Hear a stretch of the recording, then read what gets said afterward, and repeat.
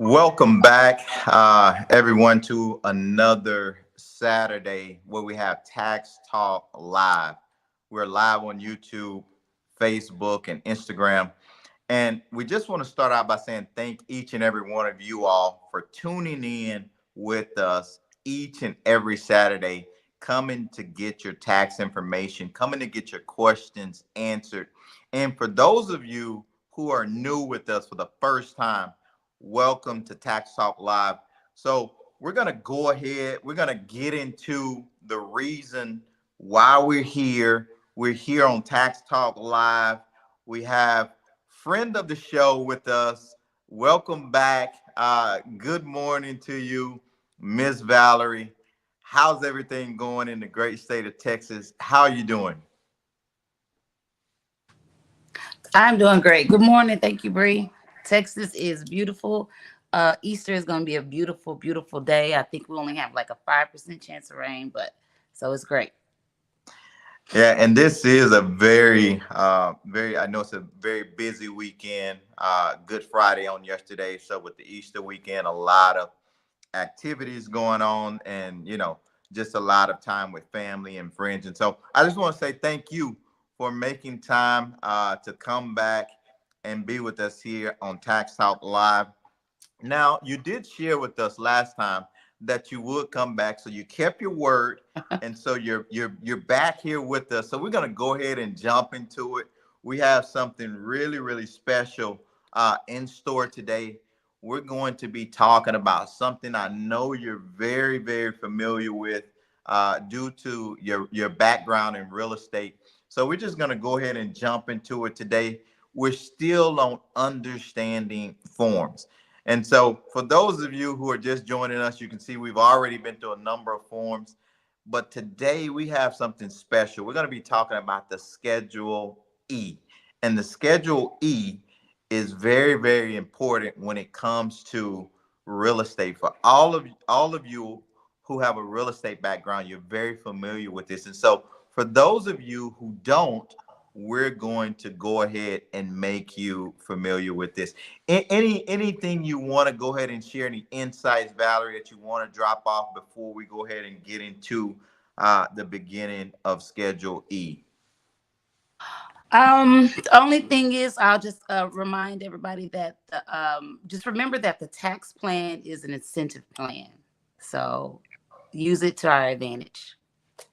Absolutely. We want to make sure that we don't leave any money on the table. And that's what I want everybody to understand. Don't leave money on the table. So we're just going to kind of pick up a little bit. We've been doing this for a few weeks now. And so we kind of want to pick up with this individual that actually had a W-2, and this individual earned $96,000. So we just kind of want to set the stage. We kind of want to give some context and some background. And based on this individual earning $96,000 during the year of 2012, we also see $15,797 was actually withheld for federal income tax. And then this individual had state income tax withholding of 3,578. So that's kind of the context we want to frame this in.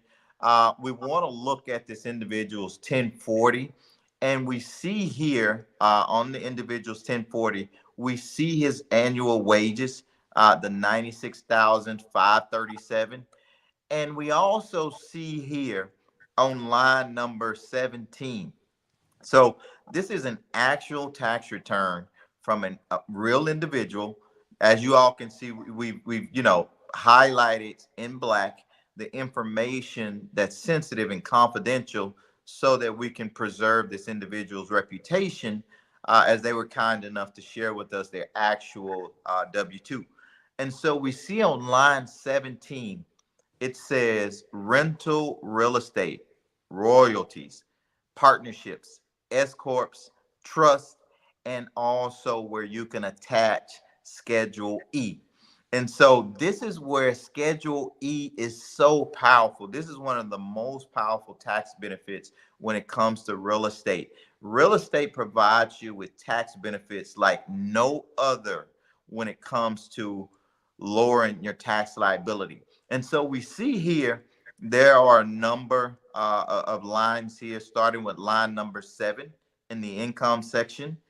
And we see on line number 17 a negative 83,630. So that's what we want to dive into today. We want to see how this individual actually was able to utilize that to reduce their income all the way down to an adjusted gross income, or called AGI, all the way down to 24,326, which is in line number 22. So it's very powerful, and I want to make sure you all get this. Don't miss this. This is very, very important for those of you who are considering going into real estate, and also for those of you who are already in the field of investing when it comes to real estate. Now, before we jump into that, again, I just want to provide this last point of context just for you all. This individual, as we saw earlier, had a tax withholding, a federal income tax withholding of 15,797.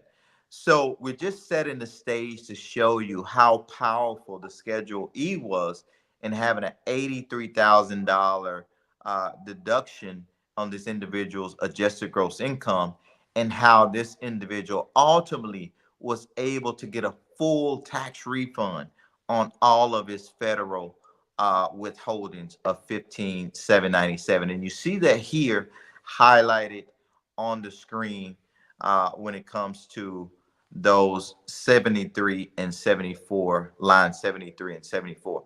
I just want to ask you really quick, Valerie, do you get excited when it comes to Mhm. tax time?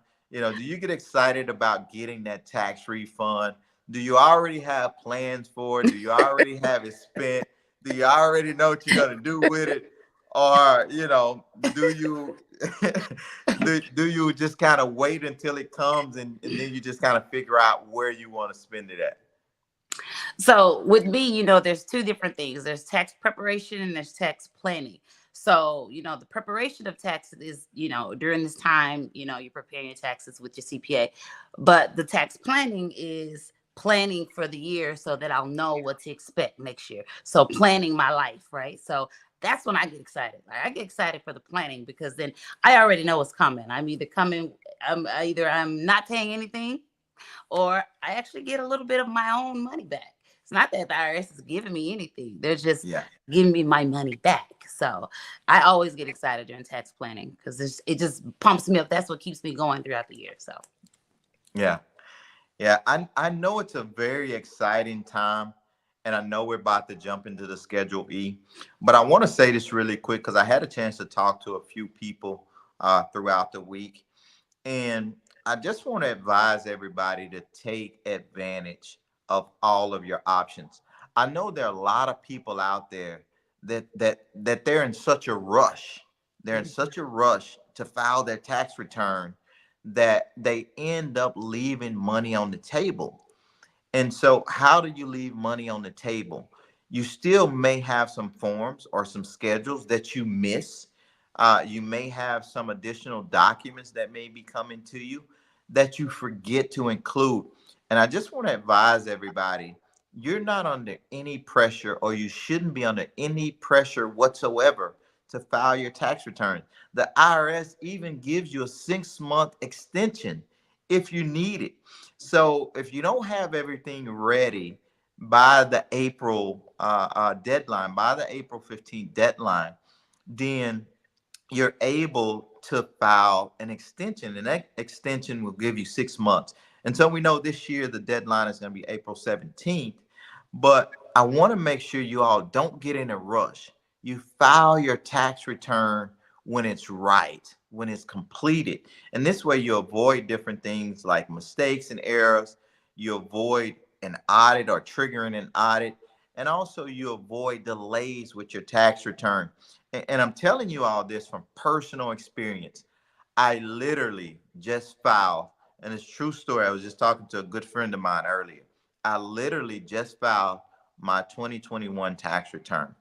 I filed the return on the 5th of March. And believe me, within 21 days, because the IRS tells you within 21 days, if you do an electronic filing, then within 21 days, that money, that refund will be deposited in your bank account. And just like clockwork, my money came back to me in my bank account on the 21st day. It felt like Christmas all over again. I was getting something. I couldn't get that excited because it was my money, but it still feels good to know that I actually accomplished something. It feels good internally to know that I got my money back. I didn't get a full refund. That kind of, bothered me a little bit for a second, but I didn't pay as much as I should have. And so with these tax strategies I'm sharing with you all, I was able to pay less than 1% of my gross income for that year. And so that's very significant. So let's go ahead and jump into the Schedule E, you all. We have a lot in store for you all. And so as we start out here, we see that the Schedule E, it's used to report income or losses from rental real estate, royalties, partnerships, S corporations, estates, trust, and residential interest in real estate mortgage investment conduits. So I just want to ask you this really quick, Valerie. You know, I always call you the ultimate hustler. I mean, you have so many things going on. You sit in so many different rooms, and I just really admire. I admire your hustle. Mm. I admire what you do, and you are really, a leader in my eyes when it comes to women in business. So I just want to ask you really quick, do you have a preference? Do you have a preference when it comes to real estate investment? Do you prefer residential? Do you prefer commercial? Which one is a preference for you? Multi-unit, Okay. multi-unit, for sure. Okay. Because I learned, especially if you can, we can talk about it later, but I also like to qualify myself as a real estate professional so that I can maximize, right? So with those hours, and so multi-unit is always the best. You can house hack, you can, it's just so many different ways to maximize with multi-unit. So multi-unit by far is the best for me. Plus with the tax, with the governmental tax breaks now, that you can almost get a $700,000 piece of property and only close and give them $35,000. That's just on the high end. So for me, it's multi-unit. Oh, you just dropped so much information I that know. quick. I Like know. that's why I love when you come back and you drop in information for us. Real estate professional folks, if you don't know what that is, look it up, make a note right now. Real estate professional tax classification. We're going to touch on that, not today, but we're going to touch on that. I'm very familiar with it. Valerie is too, and so are a lot of you all that are real estate professionals. This is a huge tax advantage that allows you to further reduce your tax liability beyond the limitations of passive losses. So you want to make sure you look that up and you see what's the criteria so that you can qualify. If you don't qualify now, start planning, like Valerie talked about. Start preparing so that you Right. can qualify when it's time for your 2024. So reason why I asked that question, it's like when we're talking about real estate, we see here in the green highlighted section, we see here it talks about types of property. So if you see section 1B, you have to put numbers. And so, section 1A, you have three blanks there that are highlighted in black. You can't see it, but those are addresses. That's the physical address of each property listed in section 1A. Now, 1B, you have to put the corresponding type of property that you have listed there. And so, what you have for property A or property number one is that property is considered a single family residence. And then you have what's considered in property number two or property B, you have commercial. And then in property C, or either the third one, you have also another single family. And then you have further information that's requested there. It talks about the fair rental days. And so you'll see there for each property, property number one, you have 365 days of fair rental. You have in property B, which is commercial, you have 365, and then property C, 292. So something very important when we're talking about fair rental days, there's a big distinguishment between long-term and short-term rentals.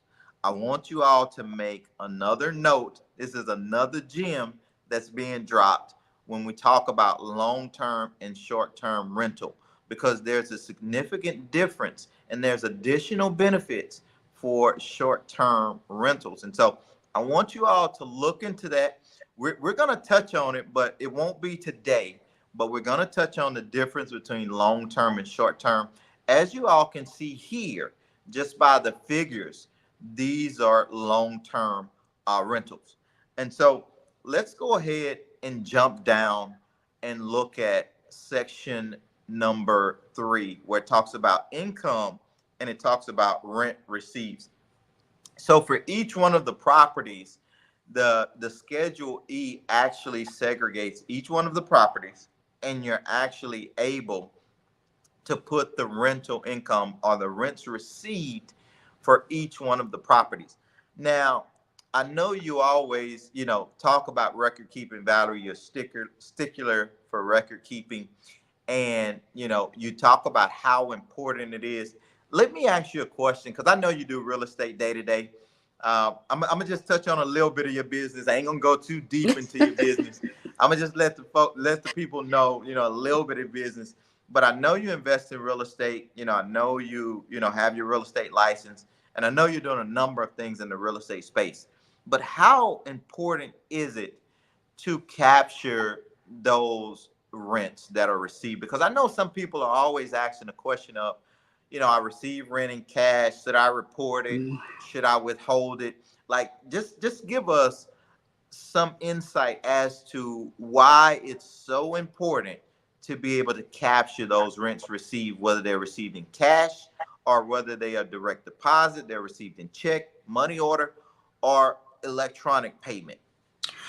It's very important. And along with the just you mentioned in cash, and I'll tell you real briefly, like first starting out, not knowing, you want to help people. I made a number of mistakes. So one of the big things is you don't want to like commingle funds. So get a separate account. Right. And so that money is going directly into that account, or even if it's cash, or even if it's a money order. I now prefer money orders or Zelle. So I don't want to deal with any cash, mainly because it's a little bit more, you have to go and explain what happened, right? So for me, record keeping and making sure that you keep those receipts are pivotal, because at the end of the day, that's what's going to be divided, subtracted, added, and at the bottom line where you're going to get the best deduction and the best exemption out for your bottom line on your taxes. So you need to be able to document this, and it's never too late. So if you haven't started, start now. Get a receipt book. uh, uh, Even go online and get a free invoice. Type it up yourself, but just make sure you show those rents that's recorded. Yeah, you keep dropping them gems, girl. I'm so glad you're on the show today. Like, I want to touch on one thing that I want people to understand. It's so important when we're talking about commingling funds. Commingling funds mean you're mixing. Commingle is just another word for mix. So you're mixing funds from your business or funds from your real estate with your personal funds.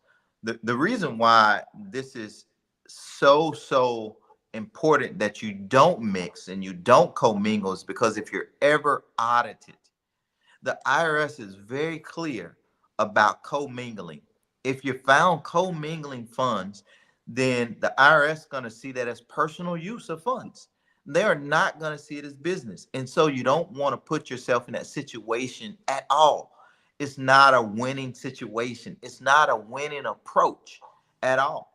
And the second part of that, Valerie, I want to touch on because when I started back in real estate, you know, a number of years ago, um, back in 2008, Hmm. starting off very early, I used to do everything in cash.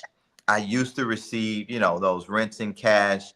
And, it just made the process, it gave it additional steps. It made it more detailed, more tedious in terms of being able to keep receipts. I had a receipt book in my car, I used to write out receipts. And we've come a long way now to where we shouldn't be doing cash transactions. I totally recommend folks don't do cash transactions because one thing I want you all to understand, I want you to report every single penny that you receive. And the reason why is because it's the right thing to do legally and morally, it's the right thing to do. But 9 times out of 9, you're going to have a paper loss. The Schedule E in investing in real estate is going to allow you to create a paper loss from the expenses to depreciation. There's so many things, the mortgage interest, the taxes you paid. I can go on and on. You're going to create a paper loss in real estate. So do yourself a favor. And this, this goes for anybody who's ever been audited. I've been audited by the IRS. So do yourself a favor. Report all your income, even if it's in cash. Don't hide it. Don't keep it under the table. That's something that'll come back to bite you later on. And it will be very, very difficult for you to be in a position to where you can prove otherwise. So that's enough of that spiel. I just wanted to put that out there because I know how important that is, and I'm glad you dropped that, Valerie. So I definitely want to, keep moving on and keep sharing this information with you all. So after we, highlight or after we record the rents received, then also here in the next section, you're going to see expenses. Now, when it comes to expenses for real estate, there are so many expenses out there. And guess what? You can record all of them. You don't have to leave any money on the table. Again, you know, I want to keep stressing this. Don't leave money on the table. And we won't go through all of these. You can see the expenses starting out at line number 5. But I want you all to look at line number 19.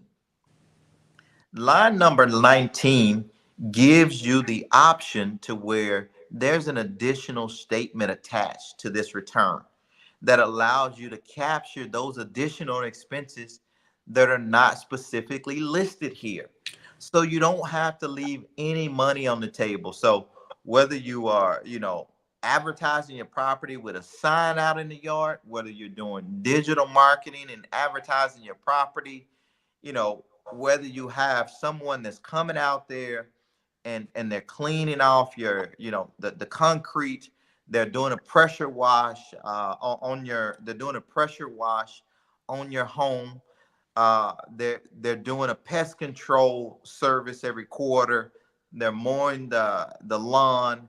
They're taking out the trash. They're doing some sort of cleaning. The insurance. I mean, the repairs, the roof, the AC, the hot water heater, the countertops, every single thing. And I can keep going on and on. And I know you have something to add to this, Valerie. I see the smile on your face. Um, I do. there's so many things that you can, write off as expenses. And so I do want to give the floor to you. Like I said, I know you have your hands in this every single day. So what advice do you have for folks, Valerie, when it comes to capturing expenses? One thing I've learned throughout the years is this. That section that says other, yes, it's a section where you can add an additional attachment, but try your best to fit every one of your expenses in one of those that are already listed. Um, because sometimes, I mean, because in all actuality, everything that you can pretty much write off, you can list it in those things. It can fit in one of those categories. I learned from a tax professional years ago that in that other, if you literally put that attachment other, more than likely you'll get audited. That's audited. Getting audited is not a bad thing, right? But that's one of those things that a tax professional will tell you. let's fit it in this box. Or again, like I was telling you in the tax planning phase, plan to do those things and plan so that you could fit in one of those categories. Yeah, very, very, very important. And I think, when it comes to being audited, you said something so important. And I've been audited before. And when I was audited, the thing of it is, I don't want to say I was prepared, but I would say I was prepared more than most. Mm-hmm. Why I would say that is because, at that time, this was a number of years back, more than 10 years ago. At that time, the IRS agent actually, would come to your house and show up at your house, knock on the door, Right. show their IRS Yep. credentials and, ask for you by name, by your government name. Right. And so, that day was very, surprising and alarming for me. So I wasn't prepared for that. I never expected somebody to show up on the doorstep, knock on the door, and ask for Breon. I never expected that. Now, when that happened, the only thing I could think of was I've documented everything well, but I don't know what, it was a lady. So I don't know what her intentions were. So I said, you know what?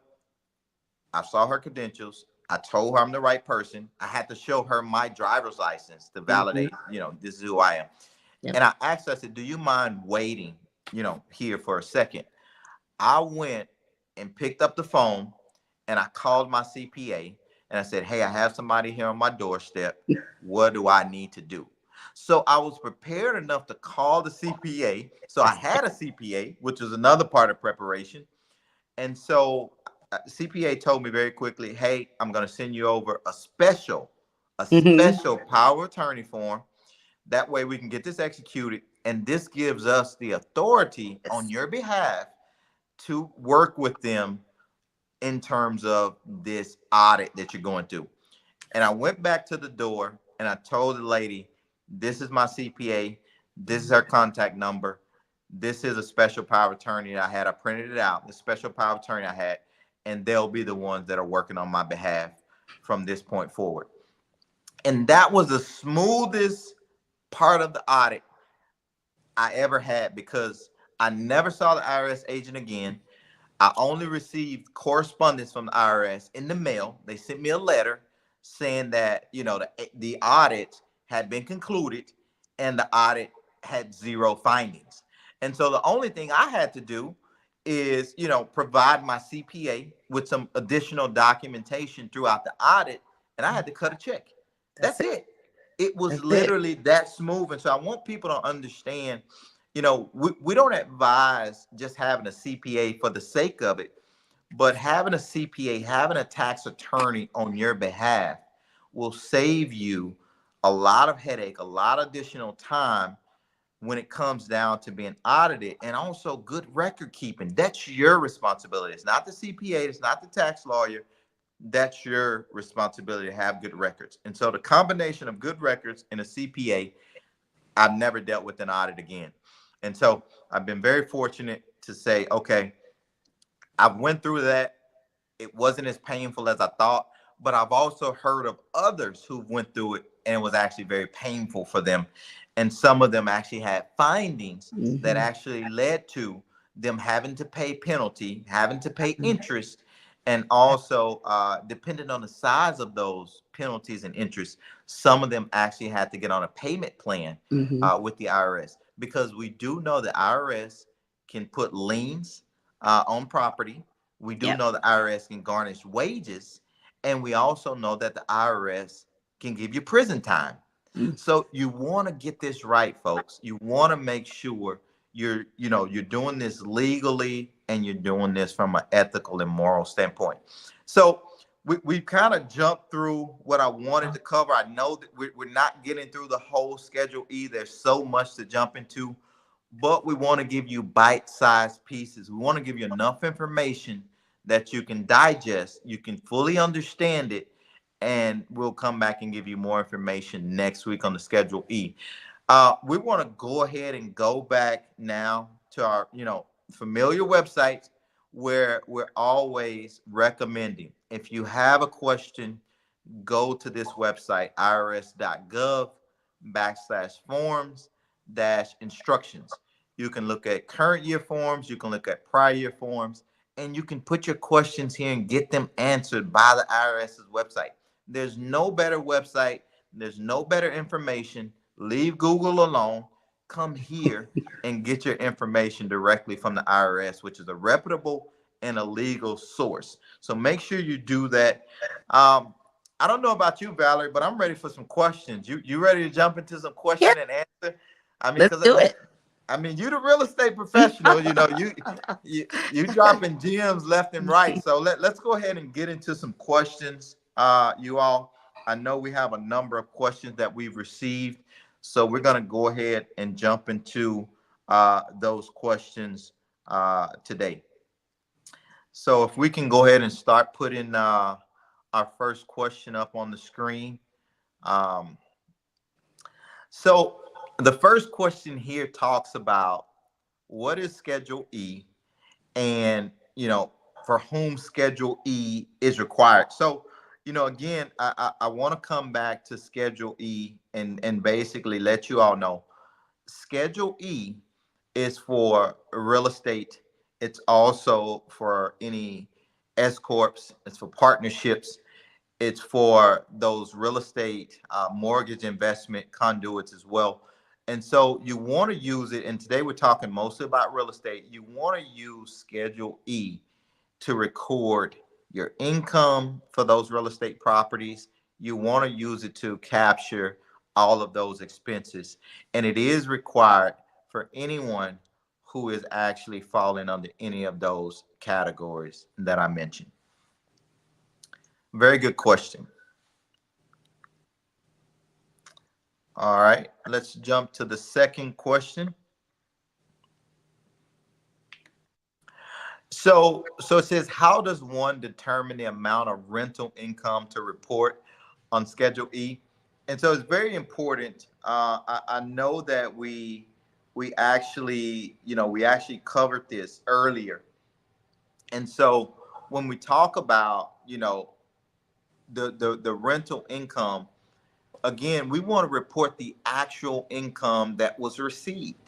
It's the actual income. So every single dollar that was received, we want you to report that on the Schedule E when it comes to the rental income. Anything you want to add to that, Valerie, in terms of determining the amount of rental income to report on Schedule E? Um, all of it. All of it. And just to piggyback off of that first question too about what is the Schedule E used for? Just look at it as any passive income. Like passive income, this is like the document to use that. But as far as rental income, report all of it on the Schedule E. All of it. Don't leave Yep, any of it out. absolutely. I agree with you 100%. All right, two down. Next question. Let's go ahead and get the next question here up on the screen. Um, what are the allowable deductions on Schedule E, and how can they reduce taxable income? So we covered, in the Schedule E. I want to say this first and foremost. If you go to that website I showed you, I want you all to go there and I want you to type in Schedule E and pull up the Schedule E and look at all of those items under from starting with line number 5 under the expense category. Now, after you do that, I want you to pay special attention to these because I want to give you the big ones, the major ones to pay attention to.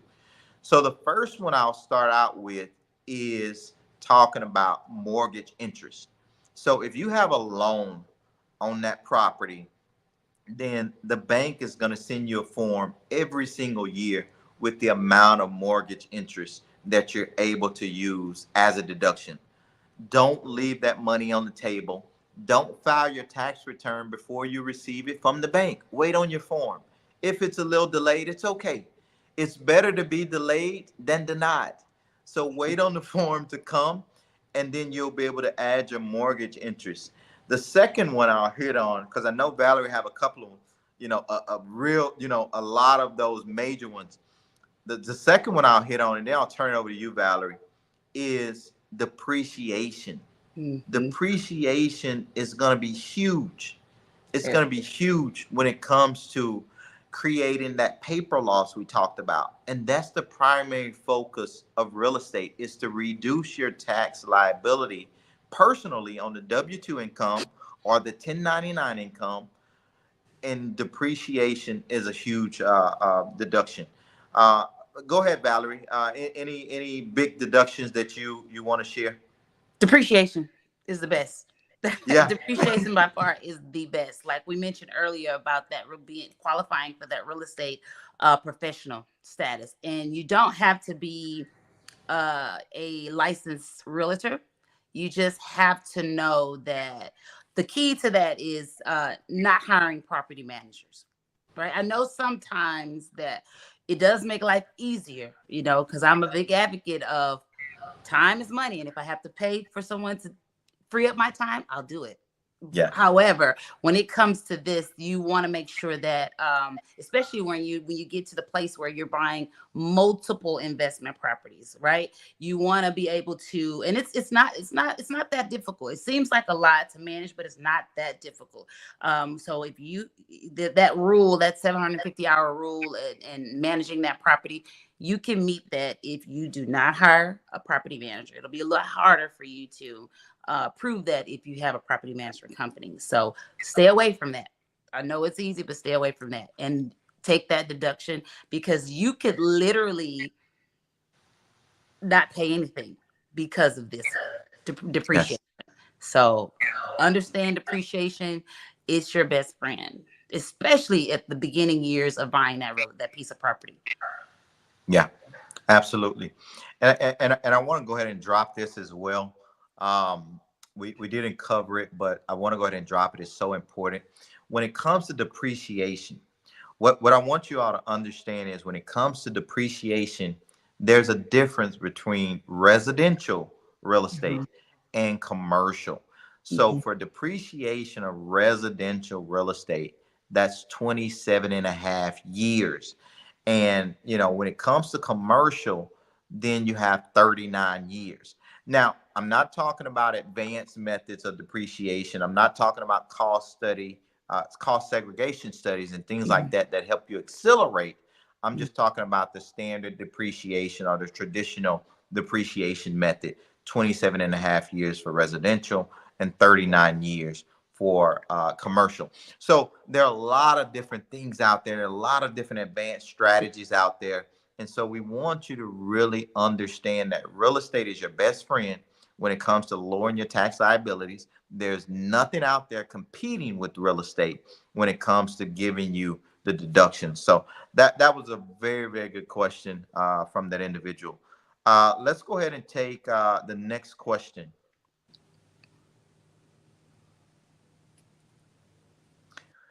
Okay, so how does one handle losses reported on the Schedule E, and what are the limitations? And so, there's a couple of things we want to talk about here when we talk about losses and we talk about limitations. And so typically, you may hit a wall of $25,000 when you come to passive limitations, passive loss limitations. So you may hit that wall of $25,000. Now, if you take, what our dear sister Valerie said, and you go out there and you don't hire that property management company, and you go out there and educate yourself, because nobody's coming to tell you, nobody's coming to your doorstep other than the Frugal Millionaires. We're coming into your living room to let you know. If you do file a tax or real estate professional tax classification, that's real estate professional tax classification, you throw that $25,000 passive limitation out the window. And so now there's no limitation. That's So right. maybe you have 30,000, maybe you have 50,000, maybe you have $83,000 in losses like this individual did. But you need to educate yourself so that you can meet, without a doubt, the test, because there is criteria that you have to meet to be able to pass the test. And I'm not saying test in terms of exam. I'm talking about 750 hours. I'm talking about material participation and other criteria that the IRS has outlined that would qualify you as a real estate professional. And so you want to do that, and that way you're able to get rid of the loss limitations. What you got to piggyback on that, Valerie? Well, for one, guess what? Like you mentioned, logging on every Saturday to Tax Talk, part of that qualification is, like you mentioned, educating yourself. Use this time, use this hour, use this 2 hours, because it goes towards that eligibility. So when you're reading books, and when you log on and you request one-on-one consultation, or and you request those packages on the Frugal Millionaires website, guess what? Use it as those qualifying hours. It works. Absolutely, absolutely, absolutely. Are there any more questions in the chat? There are any more questions? We're going to take one last question before we wrap up. Are there any more questions in the chat? Okay, this is a very good question. And so this will be our last question. So, Valerie, you want to do us the honors and take this question? You guys should know by now. I look, I tell people all the time, I don't chase money, money chases me. So if you are the implications of not accurately reporting income or expenses on your Schedule E, it only hurts you, right? So it's not that it's something bad will happen to you, but not reporting only takes away from your bottom line. And the Yeah. closer we get to zero is amazing. But when we start going over that and we're getting money, our money back, then that's what this incentive plan was built on. It was built for us to figure out what we do and Mhm. fit it into that tax incentive plan and make it work. So the implications of not accurately reporting are you lose. We don't want to lose. We're frugal millionaires. We want it all. Absolutely. We don't want to leave any money on the table. None. No, that's very well stated, Valerie. You lose, you open yourself up to potential audits.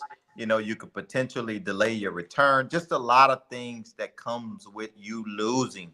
So keep yourself out of that type of situation. So these were very, very good questions, that we had today. And I appreciate all of you all that had questions, and I appreciate everyone that came in. I just want to share this with you all. The Frugal Millionaires team has recently launched what we call Tax Talk Premium, and we've launched this because of you all. Each and every one of you all that sent questions, each and every one of you all that actually tuned in every single week.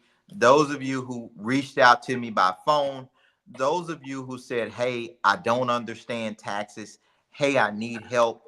You pushed us, you challenged our team to be able to create a product, because as you guys know, we are giving information out every single Saturday. We didn't have a product, nothing existed. So this exists simply because of you all. And so Tax Talk Premium is focused on giving you that personalized attention in a group setting, as well as giving you that VIP treatment in a smaller group session where you'll be able to have one-on-ones, and you'll be able to also attend masterminds, and there are a number of other benefits. The most important thing I want you all to understand is that this is for a limited time only, and for a limited number of action takers. This is limited to the first 100 individuals. So we're going to be putting up the link to Tax Talk Premium, which is our coaching service. And when I tell you this is at a price point that's unbeatable, it's unmatched, it's cheaper than your Apple subscription, it's cheaper than your Spotify, it's cheaper than your Netflix. We have subscriptions as low as $9.99 per month to get this tax information, to get your personalized situation on the right track. And also for those of you who are in a position to subscribe annually, then there's also a discounted rate for you of $99.99. Make sure you take advantage of that. Again, it's limited time and it's only for the first 100. Once the first 100 sign up, trust me, you all, we will not have the prices that low again.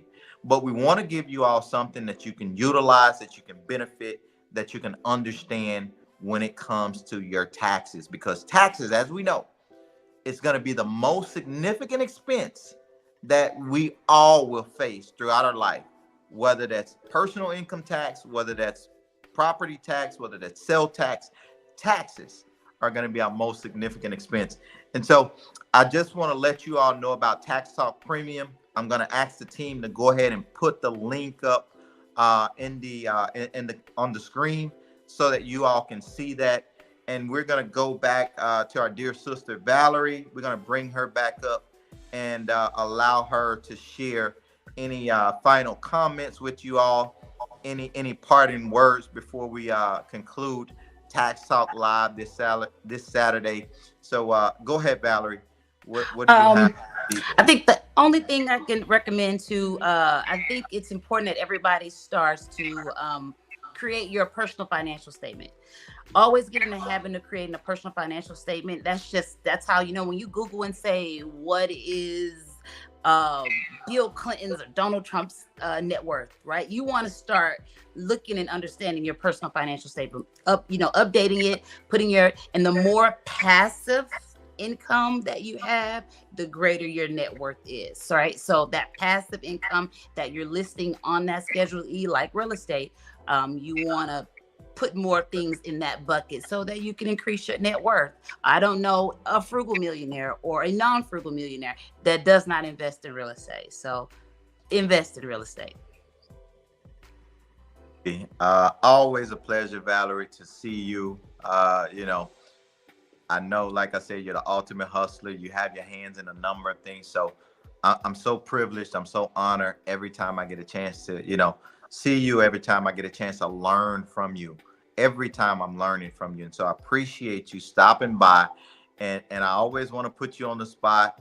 I want you to come back as much as you want to be back. I want you to attend, drop in on us whenever you can and be a part of Tax Talk Live, be a part of what we're doing on the Frugal Millionaires.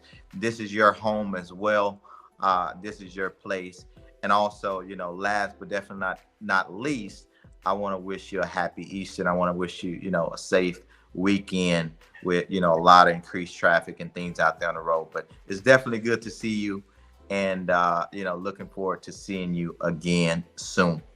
Thank you, thank you, thank you. It's always a pleasure. It's my pleasure. I enjoy this. It's fun. It's fun talking about saving, putting more money back in my pocket. So thank you, and I appreciate it all. And you guys rock, really. Absolutely. Thank you, Valerie, for, coming in, being a part of everything. And, just in terms of what we have going on at the Frugal Millionaires, it really means a lot. So I just want to say this in closing, Tax Talk Live, you guys, we're just getting started. We're just touching the surface. There's so much information, to be uncovered, to be shared with you all via this platform. And so every single Saturday, we're here at 8 a.m.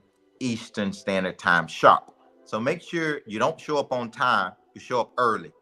And we're going to give you tax information. We're going to answer your question. We're going to drop gems. We're going to make sure that you're able to level up in your situation when it comes to your taxes, whether that's individual or personal tax, or either that's your business taxes.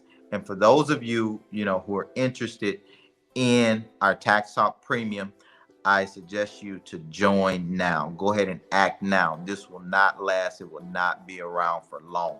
I want you all to go ahead and act now. So, as I said, thank you all. We're grateful for you all tuning in, and we'll see you all back here, same time, same place, next Saturday, 8 a.m. Eastern Standard Time. And so we'll see you on the next one.